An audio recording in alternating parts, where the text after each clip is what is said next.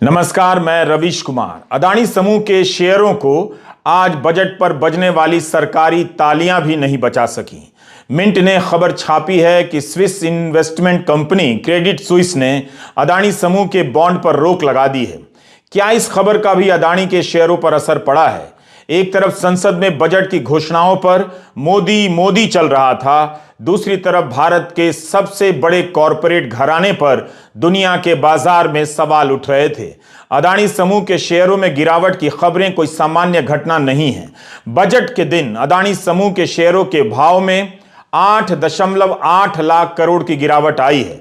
अदानी समूह के साथ साथ भारत की कॉरपोरेट व्यवस्था की साख धूल बनकर उड़ रही है। भारत की जांच एजेंसियों ने कथित फ्रॉड को पकड़ने की हिम्मत दिखाई होती तो भारत के कॉरपोरेट सिस्टम की साख मजबूत होती, लेकिन अमेरिका की एक रिसर्च एजेंसी हिंडनबर्ग की रिपोर्ट के बाद अदानी समूह के शेयरों में गिरावट संभल नहीं रही है। आप ईज ऑफ डूइंग बिजनेस के नाम पर पैन कार्ड को सभी साइट से जोड़कर ताली नहीं बजवा सकते हैं।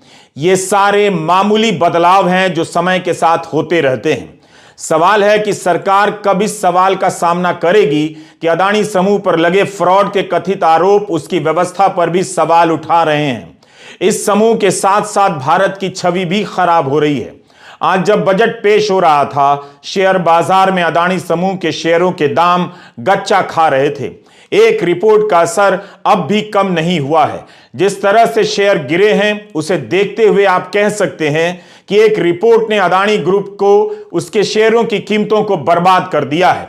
दुनिया के नंबर 1 या नंबर 3 अमीर होने का खिताब भी चला गया है। यह कैसा अमृत काल है जिसमें भारत का सबसे बड़ा और मजबूत कॉरपोरेट घराना धाराशायी होता नजर आ रहा है और कोई कुछ कर भी नहीं पा रहा है। क्या फ्रॉड के कथित आरोपों में इतना दम है कि सामने से इसका बचाव सरकार नहीं कर पा रही है? जांच एजेंसियों से लेकर सेबी कहां है जो विपक्ष के नेताओं के मामले में अपने आप काम किया करती थी? अब इन एजेंसियों ने अपने आप काम क्यों नहीं किया है?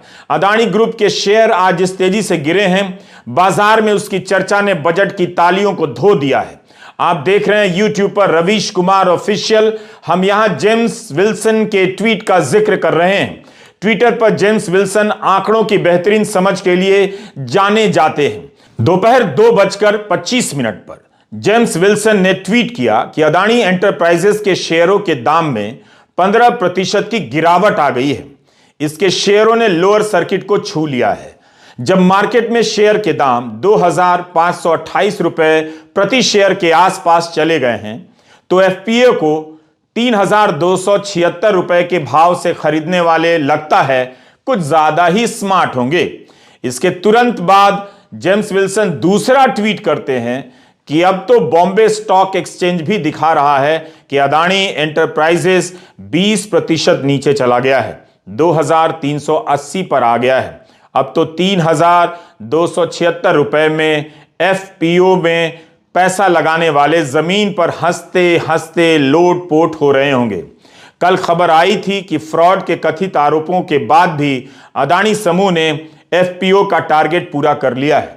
जेम्स विलियम्स के कहने का मतलब यही है कि वो समझदार लोग सामने तो नहीं आ सकते, लेकिन इन शेयरों के नीचे जाते हुए उन्हें कैसा लग रहा होगा। इन लोगों ने अदानी समूह में तब पैसा लगाया जब उसके शेयरों के दाम गिर रहे थे। 2:25 के ट्वीट के बाद जेम्स विलियम्स 2:51 पर फिर से ट्वीट करते हैं और लिखते हैं कि यह वाकई तबाही है, कैटेस्ट्रोफ है। इस चार्ट में दिखाया गया है कि अदानी एंटरप्राइजेस के शेयर 25% गिर गए हैं। 743 रुपए 45 पैसे की गिरावट आ गई है। एक शेयर का दाम 2,230 रुपए 45 पैसे हो गया है।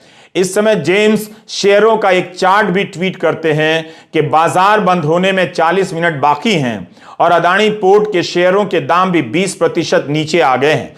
अदानी पोर्ट का एक शेयर 490 रुपया टूटा है। दोपहर 3 बजे अदानी एंटरप्राइजेस का शेयर 30% नीचे चला जाता है। अंबुजा सीमेंट के शेयरों के दाम में 16.5% की गिरावट आती है। एसीसी सीमेंट के शेयरों में 10% की गिरावट आती है। ये कंपनियां भी अदानी की हैं। इस चार्ट में बाकी 3 कंपनियों के शेयर 4 से 9% तक गिरे हुए दिखाई दे रहे हैं। इस तरह शेयर बाजार से अदानी ग्रुप के शेयरों के गिरने की खबरें आती रहीं। लोग सांसें रोक कर देखते रहे कि यह हो क्या रहा है। एक दिन पहले अदानी ग्रुप के एफपीओ को सफल बताया गया और उसके अगले दिन भी हिंडनबर्ग के हमले से अदानी ग्रुप संभल नहीं सका। 31 जनवरी को यह तस्वीर जारी की गई। गौतम अदानी ने ट्वीट किया। इस तस्वीर में गौतम अदानी इजराइल के प्रधानमंत्री नेतन्याहू से हाथ मिला रहे हैं।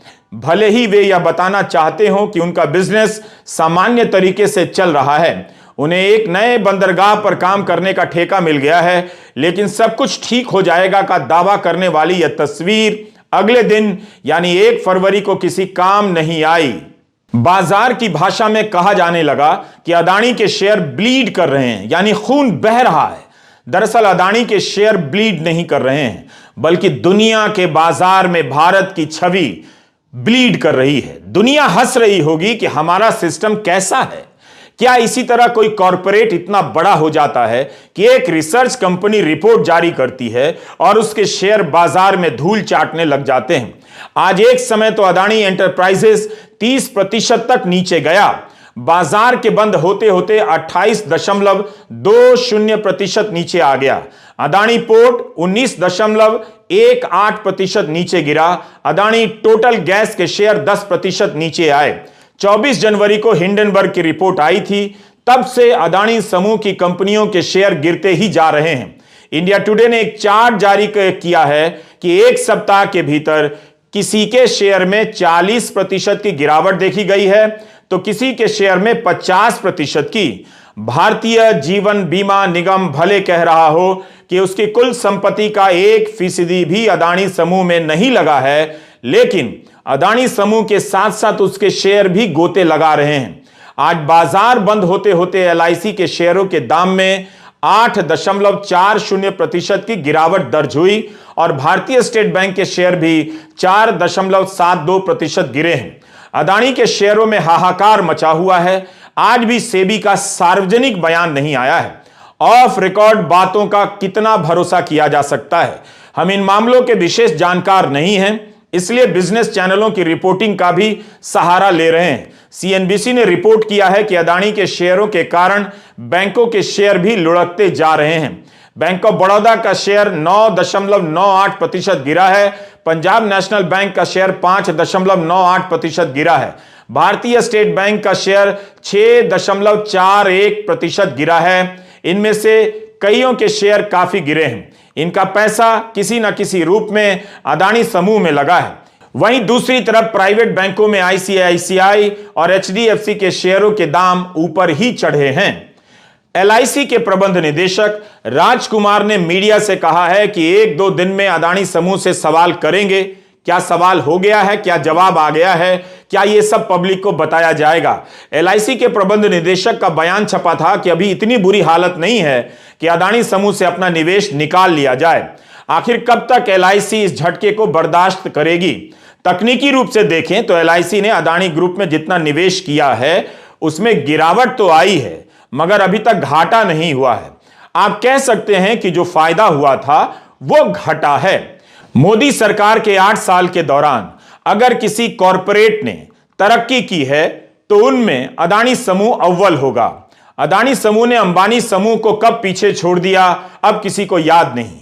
चारों तरफ अदानी की ही चर्चा होने लगी, लेकिन हिंडनबर्ग की एक रिपोर्ट ने अदानी के साम्राज्य में सेंध लगा दी है।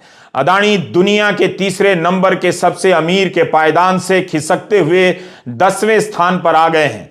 फोर्ब्स की सूची में अंबानी 9वें नंबर पर हैं और अदानी उनसे नीचे 15वें नंबर पर। ब्लूमबर्ग बिलियनेयर इंडेक्स के अनुसार पिछले 1 साल के दौरान अदानी ग्रुप की वैल्यू जितनी बढ़ी थी वो 1 सप्ताह के भीतर भाप बनकर उड़ चुकी है। 44 बिलियन अरब डॉलर उड़ गया है। ब्लूमबर्ग ने लिखा है कि अदानी का साम्राज्य 90 अरब डॉलर का झटका खा चुका है और गिरते गिरते 72 अरब डॉलर पर आ गया है, जबकि अंबानी का साम्राज्य 81 अरब डॉलर का है। केवल जनवरी में अदानी का नेटवर्थ 36 अरब डॉलर कम हुआ है। यह एक रिकॉर्ड के समान है। हमें नहीं पता कि इस गिरावट का अदानी समूह पर क्या असर पड़ रहा होगा या यह समूह कितनी जल्दी खुद को इस संकट से उबार लेगा। पिछले दिनों गौतम अडानी ने कहा था कि उन्हें रैंकिंग और नंबर से कोई फर्क नहीं पड़ता है, उन्हें चुनौतियां पसंद हैं। क्या वे इस चुनौती को पसंद कर रहे हैं? जिस तरह से उनकी रैंकिंग गिरी है, अगर वे वापस दूसरे या तीसरे नंबर पर पहुंचेंगे तो वो भी अपने आप में एक बड़ी घटना होगी। मगर इस वक्त नहीं कहा जा सकता कि जो हो रहा है वो मीडिया हाइप से हो रहा है। इस समय जो भी हो रहा है वो हिंडनबर्ग की रिपोर्ट के कारण होता लग रहा है, मीडिया हाइप से नहीं। अडानी समूह पर फ्रॉड के गंभीर आरोप लगने के बाद शेयरों के दाम गिरने शुरू हुए हैं। 413 पन्नों में हिंडनबर्ग की रिपोर्ट का जवाब दिया गया है, उसे फ्रॉड बताया गया है, दुर्भावनापूर्ण बताया गया है। इसके बाद भी बाजार की दुनिया में अडानी के शेयरों की बर्बादी रुक नहीं रही है। हम इन विषयों के जानकार नहीं हैं, इसलिए काफी संभल कर पेश कर रहे हैं। हम अपने कार्यक्रम के जरिए आपके निवेश के फैसले को कतई प्रभावित नहीं करना चाहते हैं। अब पहले एक वीडियो में हमसे समझने में चूक हो गई। हमने कह दिया कि क्या अडानी ग्रुप के लिए लोअर सर्किट को 20 से घटाकर 10% किया गया है, लेकिन बाद में पता चला कि यह एक सामान्य प्रक्रिया है। ट्विटर पर कालिदास नाम के एक हैंडल ने बताया कि यह सामान्य रूप से होता है। कालिदास जी का शुक्रिया। इस तरह से कोई चूक हो रही हो तो जरूर बताइए, हम सुधार करेंगे। अब आगे बढ़ते हैं। केवल शेयर बाजार में अडानी के शेयर नहीं गिर रहे थे, स्विट्जरलैंड से आने वाली खबर भी परेशान कर रही थी। न्यूज वेबसाइट मिंट की खबर से भारत को भी चिंतित होने की जरूरत है। लाइव मिंट ने लिखा है कि स्विट्जरलैंड की निवेश करने वाली कंपनी क्रेडिट स्विस ने अडानी समूह के बॉन्ड को स्वीकार नहीं किया है, वो स्वीकार नहीं कर रही है, जिससे संकेत मिलता है कि हिंडनबर्ग की रिपोर्ट के बाद अडानी ग्रुप के वित्तीय मामलों पर नजर रखी जाने लगी है। क्रेडिट स्विस ने अडानी ग्रुप के नोट्स पर 0 लेंडिंग वैल्यू तय कर दिया है।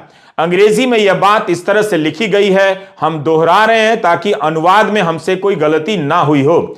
The Swiss lenders private banking arm has assigned a 0 lending value for notes sold by Adani Ports and Special Economic Zone, Adani Green Energy and Adani Electricity Mumbai Limited, Bloomberg agency reported. इस report में यह भी लिखा है कि बाकी bank Adani को loan दे रहे हैं। यूरोप के 2 बैंकों ने अपने फैसले में कोई बदलाव नहीं किया है।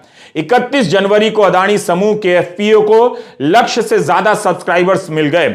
मीडिया में छपा है कि भारत की घरेलू संस्थाओं ने इसमें निवेश नहीं किया, म्यूचुअल फंड ने निवेश नहीं किया। इसका उदाहरण देकर ट्विटर पर सवाल उठाया जा रहा है कि इन सब का दूर रहना बताता है कि हर किसी को भरोसा नहीं है। बिजनेस स्टैंडर्ड में सामी मोदक की रिपोर्ट छपी है कि अडानी ग्रुप ने 20,000 करोड़ रुपए जुटा लिए हैं। अखबार लिखता है कि अडानी एंटरप्राइजेस के शेयरों के दाम बाजार में गिर रहे थे, लेकिन एफपीओ को 1.12 गुना ज्यादा सब्सक्राइबर मिले हैं। 16,000 करोड़ का निवेश मिल गया है। इसमें से 60% bid high net worth individuals HNI का है। इन लोगों ने अपने पारिवारिक फर्मों के जरिए निवेश किया है। ध्यान रहे, यह सूत्रों के हवाले से छपी हुई खबर है। बिजनेस स्टैंडर्ड ने लिखा है कि खुदरा निवेशकों ने उतना उत्साह नहीं दिखाया।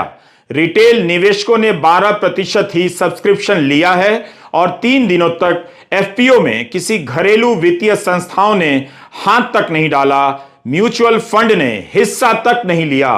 क्या इसे इस तरह से देखा जा सकता है कि म्यूचुअल फंड वालों को अडानी समूह में यकीन नहीं रहा?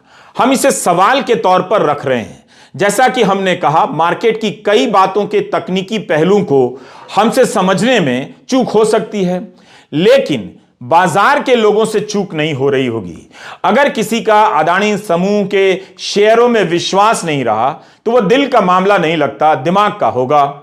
एक खबर और है, अडानी ग्रुप के कारण भारत अब मार्केट कैपिटलाइजेशन के मामले में चोटी के 5 देशों से बाहर हो गया है। भारत अब 6ठे स्थान पर आ गया है। गोदी मीडिया ने अपना गियर बदल लिया है। वो हर उस खबर की तरफ भाग रहा है जिससे वो अडानी ग्रुप पर रिपोर्ट करने से बच जाए। इसलिए हम जहां जहां जो भी छप रहा है उसे एक जगह जमा कर दे रहे हैं ताकि हिंदी के दर्शक इसे देख सकें और समझ सके कि किन बातों को विस्तार से नहीं बताया जा रहा है। यह भी बिजनेस स्टैंडर्ड की खबर है, शौकत दास की। इसके अनुसार सेबी ने रेटिंग एजेंसियों के साथ अदानी फर्म को लेकर चर्चा की है। यह खबर भी सूत्रों के हवाले से छपी है। अभी तक सेबी ने सार्वजनिक रूप से कुछ नहीं कहा है। रेटिंग एजेंसी क्रिसिल ने सेबी के सामने अदानी समूह को लेकर प्रस्तुति दी है। कमाल है, ये रेटिंग एजेंसियां जब भारत की स्थिति खराब बताती हैं तो सभी 2 मिनट के भीतर इन्हें खारिज कर देते हैं। इनके फॉर्मूले को गलत सलत बताने लगते हैं। अब अदानी समूह के मामले में इन्हीं से कहा जा रहा है कि प्रस्तुतिकरण कर बताइए कि क्या मामला है। खैर, ये सब सूत्रों के हवाले से छपी हुई खबरें हैं। ऐसे समय में सारी बातें ऑन रिकॉर्ड होनी चाहिए। बाजार के जानकार आज 2 जगह पर सक्रिय दिखे। उनकी नजर बाजार पर थी, शेयर मार्केट पर, और उंगलियां व्हाट्सएप में। सब स्क्रीनशॉट लेकर भेजने में लगे थे कि देखो देखो अदानी के शेयरों का क्या हाल हो गया है। मार्केट के लोगों का ध्यान बजट में कम, अदानी के शेयरों पर ज्यादा लगा हुआ था। फ्रॉड के आरोपों के बाद यह हाल हो जाए अच्छा नहीं है। अब कोई जांच एजेंसी जांच नहीं कर रही है। अगर यह भारत पर हमला है तो लगता नहीं कि हमले का जवाब दिया जा रहा है। अदानी ग्रुप इस हमले का फिलहाल सामना नहीं कर पा रहा है। आगे जब कर पाएगा तब देखेंगे और बताएंगे। लेकिन आज का हाल बुरा रहा। नमस्कार, मैं रवीश कुमार।